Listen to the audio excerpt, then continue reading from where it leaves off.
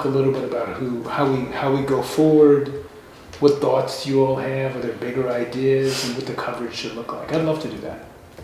My name is Dean Baquet. I'm the executive editor of the New York Times, and I'm proud to be this year's Cronkite Award winner. Dean is the best journalist in every room he walks into at the Times. He comes up with the best story ideas. He has the best instincts. Dean Baquet understands Times readers. He knows a good story when he hears it. And often he comes up with the best story ideas that we produce. Journalism's like a party for him. It's just like, let's have a good time. Let's really go for it. Let's do something great. It's made him an editor that people just want to work for, to follow, to please. I think growing up in New Orleans made me an empathetic journalist, I hope. A journalist who understood that the country's populated by different people with different experiences, and that was an important story to tell. New York is just like, once you sort of get into it, the mix of people, the food, the architecture is beautiful. It's a great city.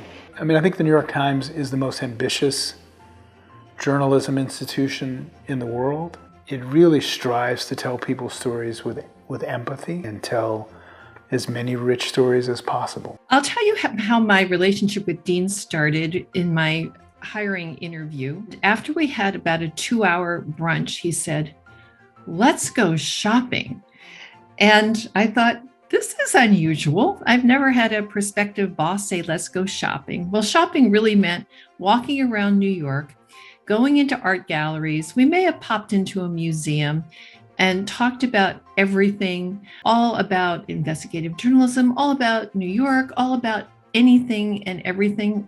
The thing about Dean is that you want to be there for the ride. It's exciting, it's thrilling, it's fun. He's incredibly, he sort of walks in this very determined, very straight ahead, sort of fast-paced way. And that sort of explains his way with journalism. He's very driven. I guess I think of myself as somebody whose ears and eyes are always open to stories. I mean, I'm always sort of thinking about stories and coverage, whether I'm walking down the street or talking to people. I just listen all the time. I read a lot.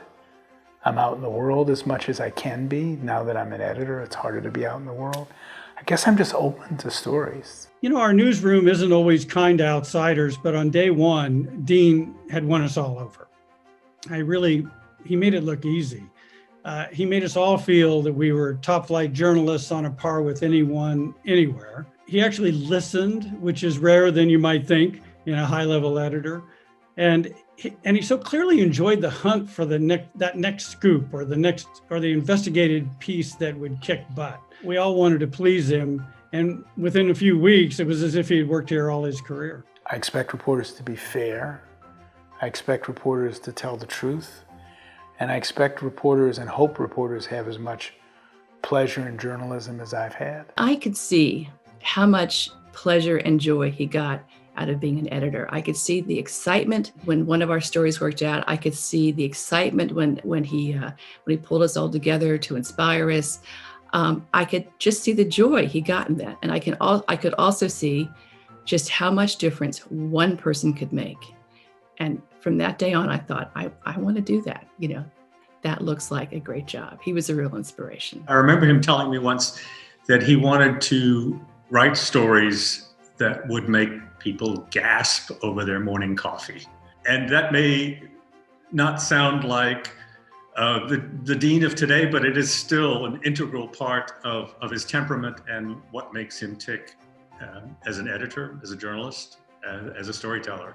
Newspaper stories and all journalism should really make people gasp. My goal is to produce coverage that's fair and true, of course, but I like big stories. I like big news. I like big investigations. I think that one of the ways that we can change the world, and I'm a pretty idealistic journalist, is by doing big stories that make people stand up or sit up and think. I've never met another journalist who is as much of a brilliant story idea person as Dean. The important thing is always the story. That's what counts in the end.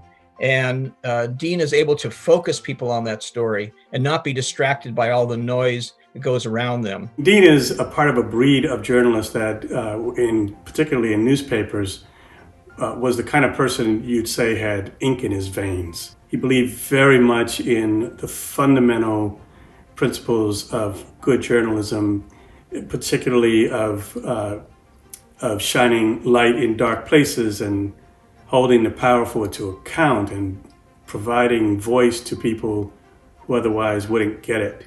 For me, to be the first Black executive editor, I think it means a lot to Black journalists. I don't think I quite understood how much it meant until I started talking to younger Black journalists. But I've had so many people tell me how much it means to them about the possibilities for Black people, Latinos, and other people of color in journalism. So it means a lot. It means a lot to me. I think American journalism is starting to understand that there are many different stories to tell, and the only way to tell those stories is by having newsrooms that are diverse and newsrooms that look like America. So I think you will absolutely see more of it. Thank you, Dean. We've, all of us who've ever worked for you, worked with you, worked alongside you, have been truly honored. And congratulations. You deserve all the accolades and honor coming your way for what you've done for individual people and for journalism, for the New York Times, and really for the country. Dean, even though you started off as a rookie, 9 years younger than me, you became my mentor and the journalist and editor that I admire beyond all measure. One of the most important things about you, Dean, is that on the stories that are the riskiest, the ones that are hard to tell, you always have our back.